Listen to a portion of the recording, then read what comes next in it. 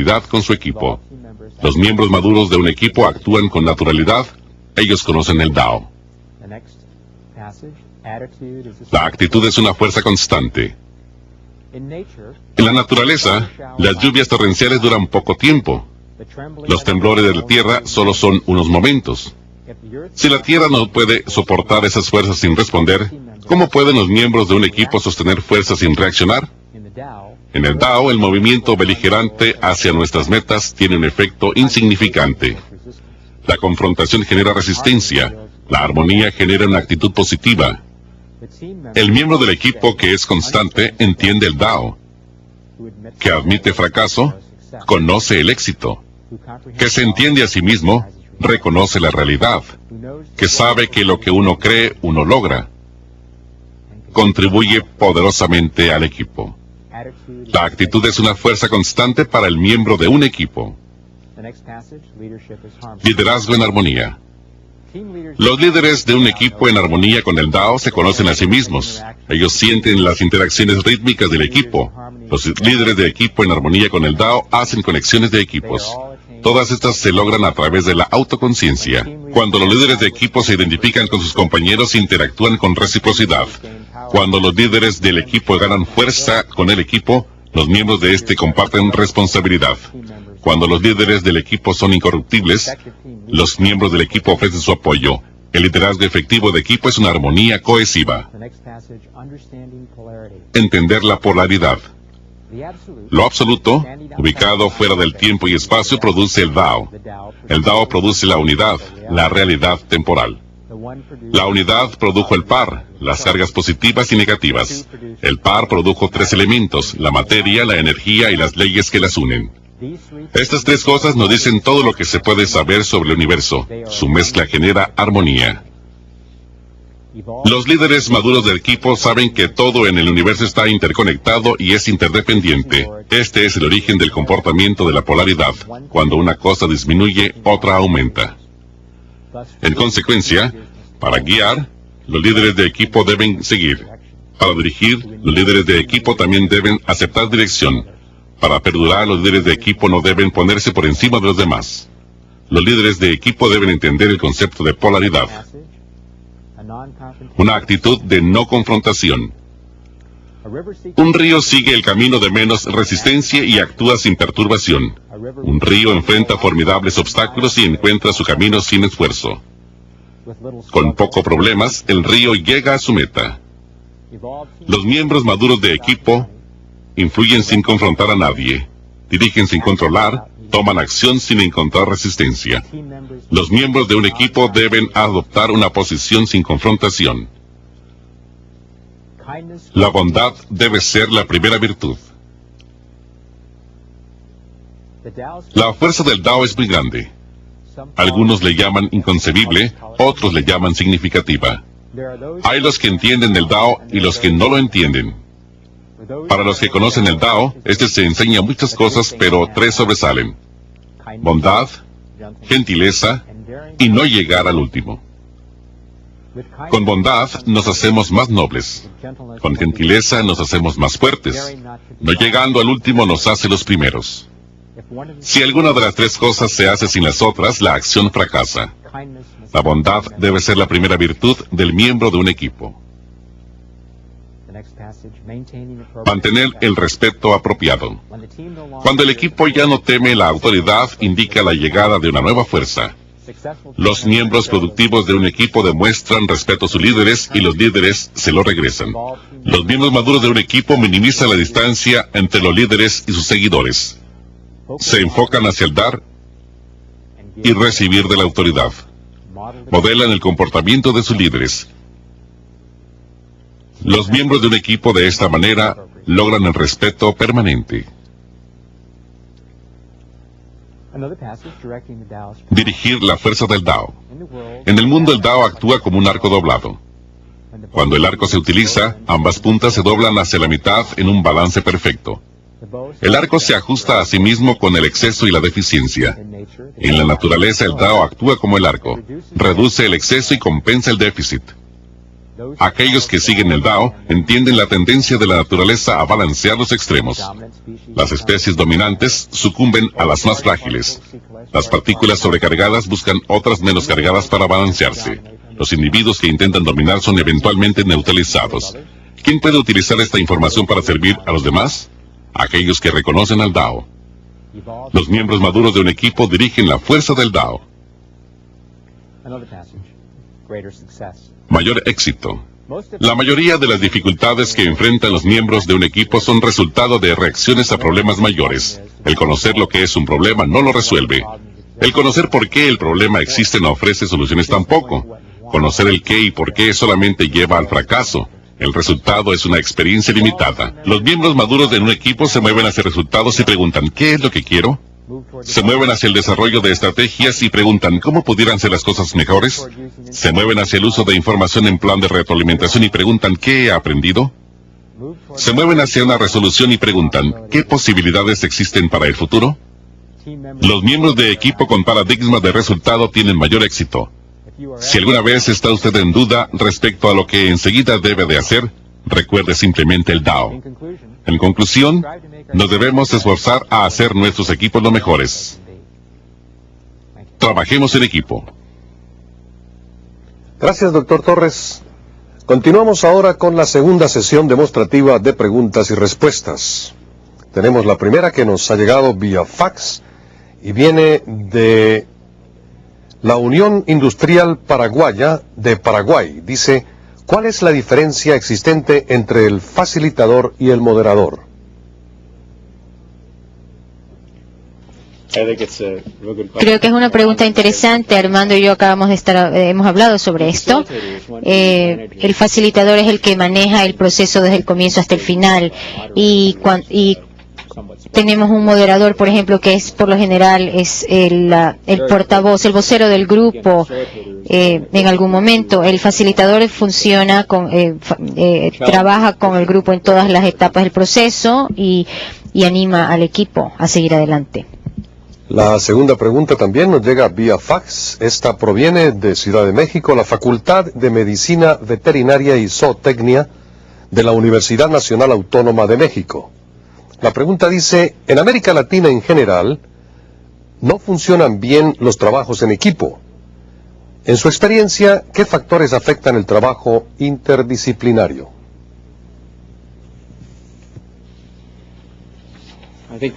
Creo que el primer factor es, y voy a volver a hablar sobre el asunto de cultura, es que hay que ver si la cultura del lugar apoya a la gente que comparte el liderazgo o si lo hace más bien, si recompensa a los individuos por sus hazañas individuales.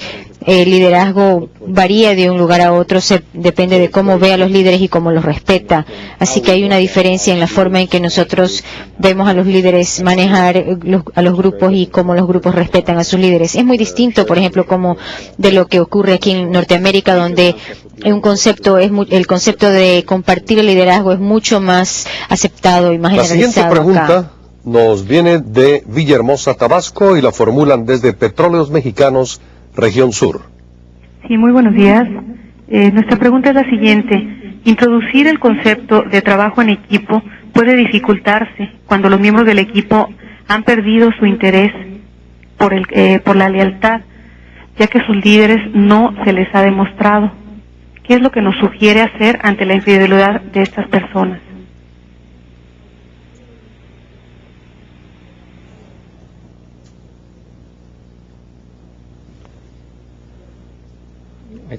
Creo que el tema de confianza, y hemos hablado ya de la confianza, es clave para desarrollar el apoyo y el compromiso del equipo.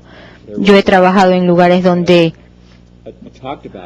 se había hablado del compromiso y la dedicación, pero los líderes realmente no lo habían puesto en práctica ni habían demostrado una voluntad de comprometerse y más bien actuaban de otra manera. Lo que ocurrió como resultado de esto es que los miembros del equipo encontraban muy difícil volver a meterse en este proceso de desarrollar el equipo y de trabajar en equipo. Es muy difícil hacerlo una vez que las personas han perdido la confianza en el líder. Ahora vamos a interactuar con Sinaloa Mazatlán. La pregunta viene del Colegio de Bachilleres de Sinaloa. Sí, de Cobaes 38, la pregunta es, ¿el líder es generador de ideas o el equipo genera ideas? Gracias.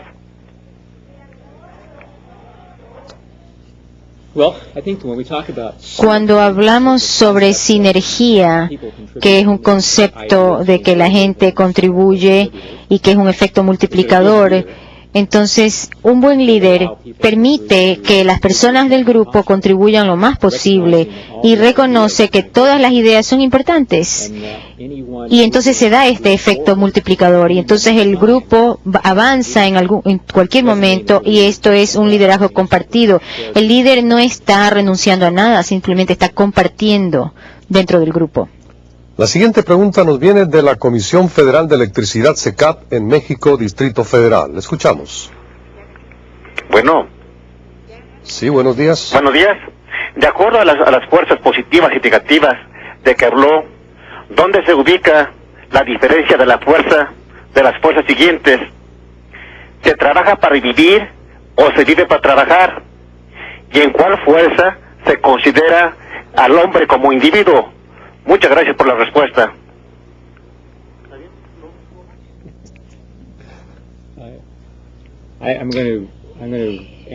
Voy a responder si yo vivo para trabajar o trabajo para vivir. Hay momentos en que yo tengo filosóficamente que pensar en esto y cuestionarme. Esto es cuestión de cultura también, ¿verdad? La cultura dice que nosotros tenemos que proveer para nuestra familia o que trabajamos para nosotros mismos. Por supuesto, las culturas son distintas y en algunas culturas la noción de familia es muy importante, mientras que en otras no. En algunas culturas el individuo es lo más importante y no prima eso en otras. Así que yo tengo la fortuna de tener ambos aspectos y creo que puedo seleccionar y para mi trabajo equilibro un poco ambas fuerzas. Estaremos ahora en Acapulco, Guerrero, en donde se origina la pregunta en el Instituto Tecnológico de Acapulco. Bienvenidos. Sí, buenos días. Habla el ingeniero Alejandro Ramos Osorio, del Tecnológico de Acapulco. Dentro de una organización sindical donde existen diferentes corrientes ideológicas y políticas, las cuales pues son antagonistas por naturaleza, ¿cómo implementar con éxito un liderazgo de equipo? Gracias.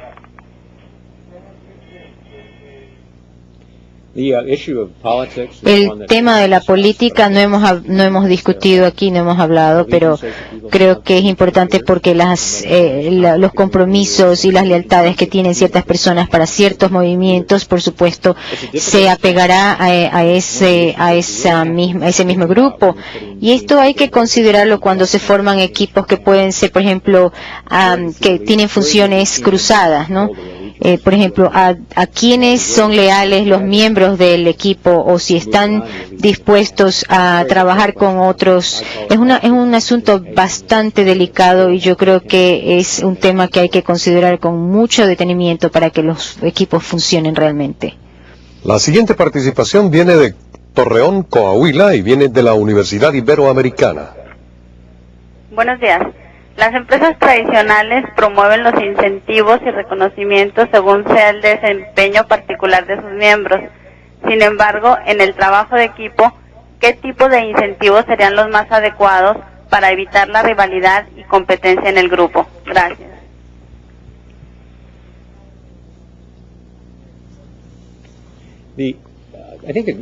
Yo creo que lo que se discute es no necesariamente si las recompensas se distribuyen equitativamente entre los diferentes miembros del equipo.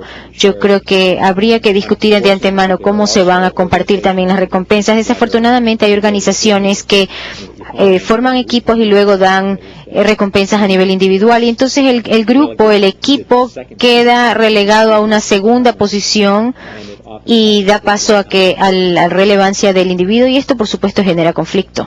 Un saludo muy cordial para la bella villa, la ciudad de Medellín en Colombia, de donde nos llega la siguiente pregunta de la Universidad EAFIT Medellín. Le escuchamos. Bueno, buenas tardes. La pregunta es esta.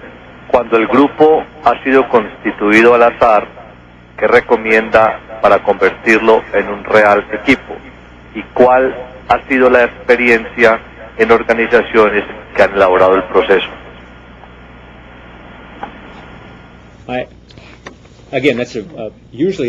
Por lo general, los tipos de equipos que se forman se lo hacen, la gente pasa a formar, son dirigidos hacia ese grupo.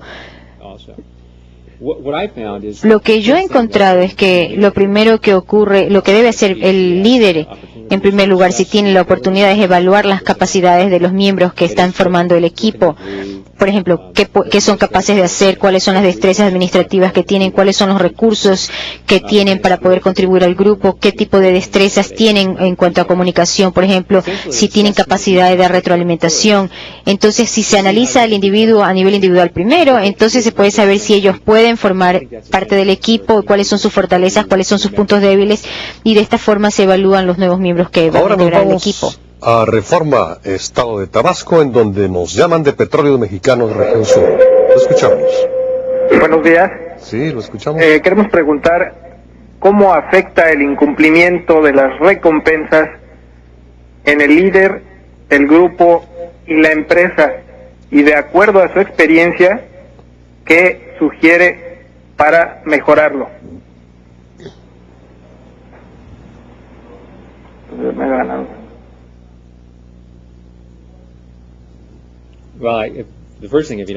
Si ustedes no dan las recompensas prometidas, usted va a tener un grupo que no confía en usted, y por supuesto la moral baja y la productividad de la organización por supuesto decae inmediatamente. Eso es lo que hay que realmente observar, y hasta qué punto la gente se va a comprometer a trabajar en un equipo si de hecho no va a sentir que la gerencia va a realmente dar lo prometido. Yo he visto que en ciertas organizaciones eso ha ocurrido, y entonces la iniciativa del equipo falla, entonces ahí se fracasa. Escuchemos ahora la siguiente pregunta que llega desde Costa Rica, de la Universidad Estatal a Distancia en la ciudad de San José. El trabajo en equipo es fundamental para el éxito de la organización, en particular en proyectos, pero la innovación, los cambios, se generan generalmente en individuos o en pequeños grupos. ¿Cómo explica el doctor esta contradicción?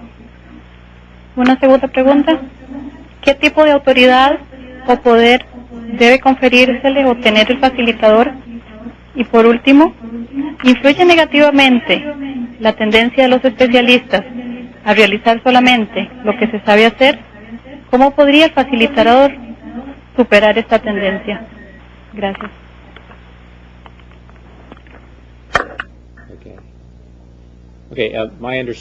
Entiendo que, en primer lugar, hablando de la parte del facilitador, el cual es simplemente un facilitador, y el grupo es el grupo. El grupo tiene éxito si el grupo funciona bien. El facilitador lo que hace es ayudar al grupo a empujarlo, a hacerlo, a sacarlo a través del proceso. La otra parte de la pregunta no estuvo muy clara. Si usted quisiera volver a hacer la pregunta, entonces le podemos dar la respuesta. ¿Podría usted volver a hacer la pregunta? Mientras tanto, vamos a ir a la ciudad de Mexicali, en donde nos están formulando la pregunta desde la Universidad Autónoma de Baja California. Well, this comes from Baja. Sí, buenos días. ¿Qué probabilidad tiene de funcionar un equipo de trabajo y qué recomienda cuando el facilitador no cumple con alguno de los 7 pilares del carácter del liderazgo? Es decir, trabaja para sus propios intereses.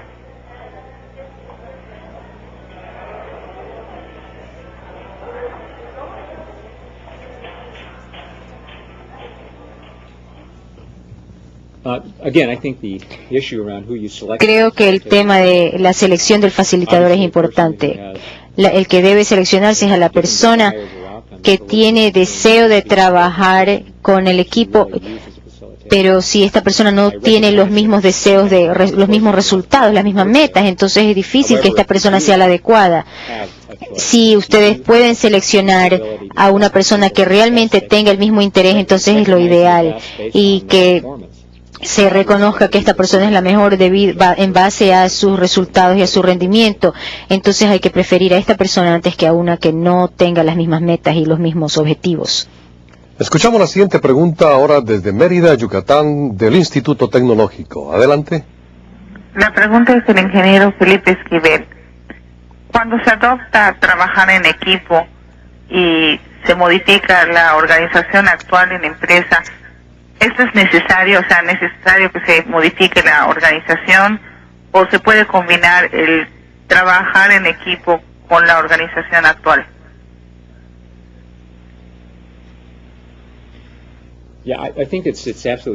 Yo creo que es necesario, absolutamente necesario, hacer una transición de un concepto a otro, de una organización de tipo jerárquico hasta una organización que trabaja en equipos. Y esto se lo hace gradualmente, no de la noche a la mañana. Hay que tratar de formar los equipos en primer lugar y luego ver cómo va funcionando este nuevo proceso y cuán bien trabaja esto. Este proceso, pero creo también que en la mayor parte de las organizaciones de hoy hay ambos estilos, hay el jerárquico y el de equipos, y trabajan bien. Damos paso ahora a la participación de Veracruz, Guadalajara, Jalisco, Centro de Estudios Universitarios. Bienvenido. Gracias, muy amable, de la Universidad Univer Guadalajara, Centro de Estudios Universitarios Veracruz de Guadalajara, pregunta para el doctor Crescencio Torres. ¿Qué estrategias, doctor, nos puede recomendar de manera práctica para que un líder facilite la madurez de los miembros de su equipo y los ayude a crecer y desarrollarse?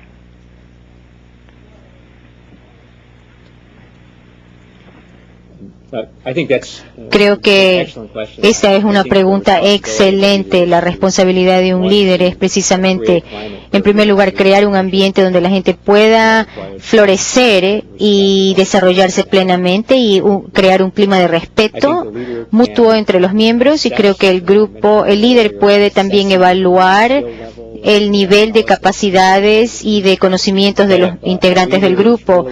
Y también el líder realmente es un líder de un equipo y entonces de la organización, y por eso es un líder, porque desarrolla a las personas a partir de lo que determina que son sus habilidades y capacidades en primer lugar. Damos paso a otra participación de la Comisión Federal de Electricidad SECAP en México, Distrito Federal. Gracias. Ante las constantes innovaciones tecnológicas, las empresas buscan adaptarse a estas. Para ello, considera que deben integrarse constantemente programas y políticas de comunicación organizacional en dichas empresas y por qué. Y dentro de la espiritualidad organizacional, ¿cómo se maneja el sentido de pertenencia? Gracias.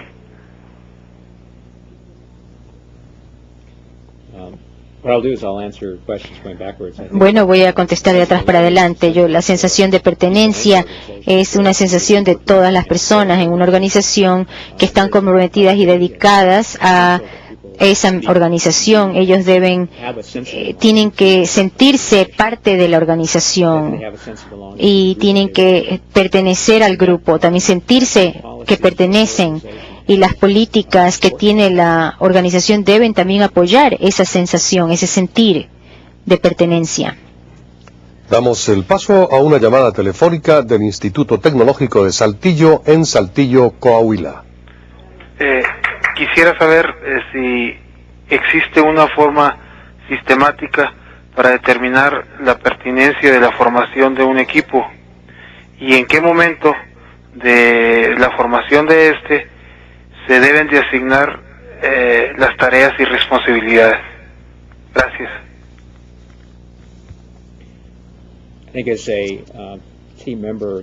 Creo que como miembro de un equipo hay ciertas responsabilidades que también tiene el equipo frente a la organización. Ellos tienen que lograr el trabajo y tienen que demostrar que han cumplido su tarea.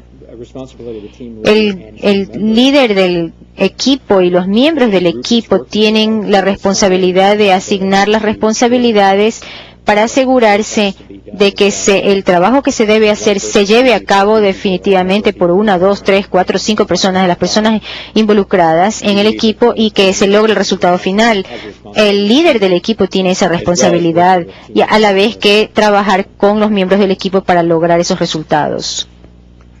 Desde Asunción, Paraguay, le damos la bienvenida a otra de sus participaciones en esta videoconferencia. Una pregunta breve. En toda organización existen líderes naturales. Para iniciarlo como facilitadores, ¿cuál sería su formación previa ideal, su formación académica?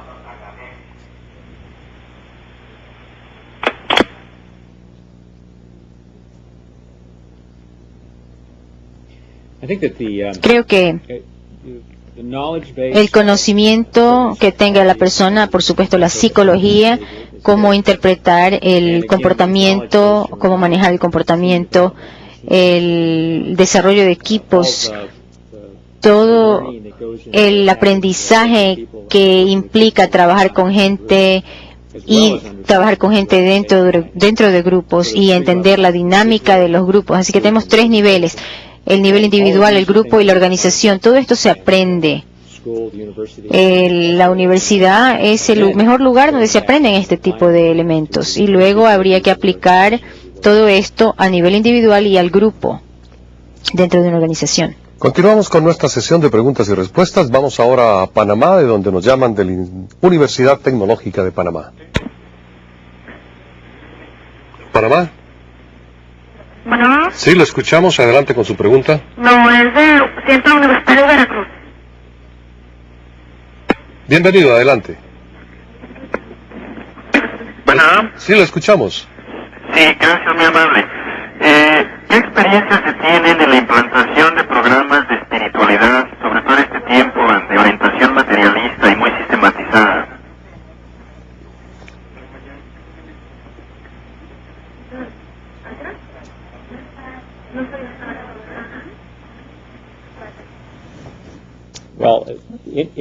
Implementar un programa de espiritualidad no es algo que yo particularmente haga, pero la esencia de lo que habla el Tao es de la fuerza universal, esta filosofía de la interconectividad de todo lo que existe en el universo. Y creo que cuando uno diseña un programa debe demostrar respeto a los individuos, tiene que pedir a la gente que se comprometa con el grupo y consigo mismo para realizar el mejor trabajo, y lo importante es que la persona contribuya lo más posible y dé de sí lo más posible para el grupo, para beneficio de los resultados y del grupo. Una pregunta más desde México, Distrito Federal, de la Universidad Nacional Autónoma de México. Gracias. ¿Hasta dónde el facilitador debe involucrarse en el nivel de vida personal de los miembros del grupo para lograr el desarrollo de crecimiento grupal, y cómo contribuye la esencia del Tao en la calidad de vida en el trabajo?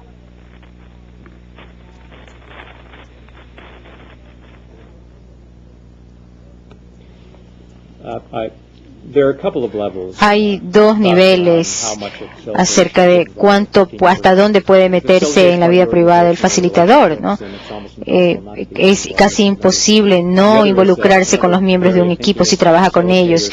Otro asunto es que el facilitador puede despegarse del grupo, porque el facilitador es una especie de gerente administrador del grupo. Yo he visto que trabaja en ambas formas, pero he visto también cuando el facilitador se involucra tanto y se convierte tanto en un miembro tan bueno del grupo que también pierde un poco la objetividad que necesita como facilitador. En cuanto al asunto del Tao que usted mencionaba, creo que el tema de trabajar juntos en una forma equilibrada, tanto con la mente como con el corazón, si todos podemos respetarnos mutuamente, la filosofía del Tao es una filosofía que indica hacer a los otros como uno quisiera que le hagan a uno, ¿no? Y si podemos hacerlo de esta manera con los demás y mostrar respeto mutuo y amabilidad y cordialidad en este proceso tan difícil en el que estamos embarcados, no tenemos que evitar las cosas, sino que podemos tener conflictos, pero sin que se destruya el equipo y el espíritu de grupo. De eso se trata la filosofía del Tao. Es la fuerza universal que pasa por cada uno de nosotros y crea el equilibrio dentro del equipo. Vamos a regresar ahora a Panamá, a la Universidad Tecnológica, al aire. Buenas tardes, doctor Torres. ¿Cómo enfrenta el facilitador, según usted, los problemas que se presentan con la diferencia de personalidad de los integrantes del grupo, y qué puede obstaculizar el trabajo integral? ¿Y por qué no ha mencionado el empowerment como elemento esencial para los grupos de trabajo? Gracias.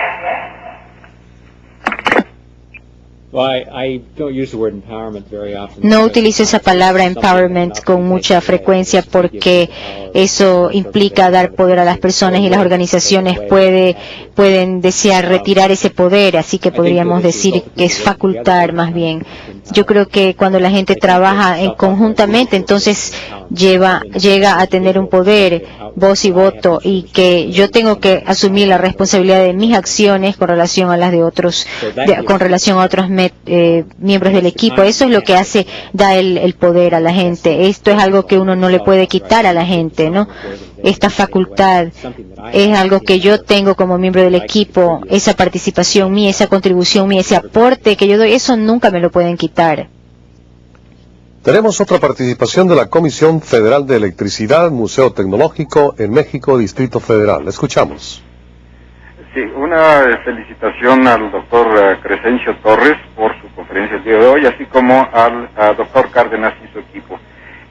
Doctor Torres, ¿pudiera usted abundar un poco en la diferenciación? ¿Ha usted manejado energías a través del Tao, la parte espiritual, etcétera?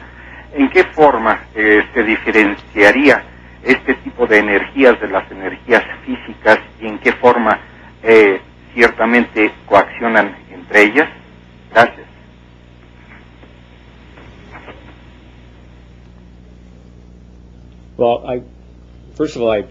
Muchas gracias. Aprecio mucho que usted haya mencionado al doctor Cárdenas y a su equipo. Es fantástico ver a este equipo colaborar aquí y trabajar para presentar un programa que realmente funciona a tiempo y todo parece encajar y engranar muy bien. Desde el punto de vista de una persona que trabaja en equipo, estoy viendo que este equipo funciona maravillosamente y hacen un muy buen trabajo. La segunda parte de su pregunta es, a ver, estoy tratando de recordar. ¿Me podría usted repetir la segunda parte de la pregunta? Parece que nuestro corresponsal ya cortó la línea.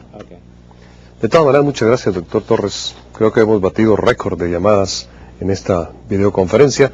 Esperamos que este programa, esta videoconferencia, haya sido de su interés. Continuaremos transmitiendo programas sobre sistemas innovadores de administración y competitividad global. Les recordamos a los que han estado participando en nuestra serie 1994-1995, Telecomunicaciones para la Educación y el Desarrollo Profesional, de un importante cambio de fecha. El próximo programa de la serie, intitulado Multimedia, Estrategias de Capacitación, Diseño y Evaluación, se transmitirá el miércoles 26 de abril, unos días después de la fecha que había sido programado.